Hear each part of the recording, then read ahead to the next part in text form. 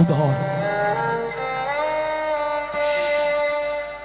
সামান্য গোপীর কথা শুনে মা কৃষ্ণকে উদুখলের মধ্যে বেঁধেছিলেন। কৃষ্ণ কেঁদে বলেছিল, মা গো, আমাকে কেউ বাঁধতে পারে না, তুই কেন বাঁধছিস? তুই লোকের বাড়ি থেকে নবনী চুরি করে খেয়েছিস, লোকের ভাণ্ড ভেঙেছিস, লোক আমায় জন্ম তুলে গালিগালাজ করছে, তাই তোকে এই বেঁধে মারবো।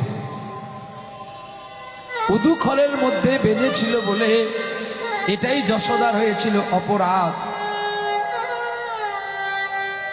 তাহলে যশোদা তো চিনিয়েছে তাকে, কেন বা মানতে গেল?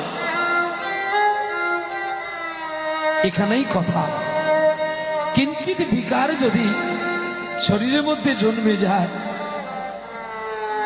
সে কিন্তু আর গোবিন্দ প্রাপ্তি হয় না। যেমন একটু আগেই আমার ঠাকুর বাবা বলে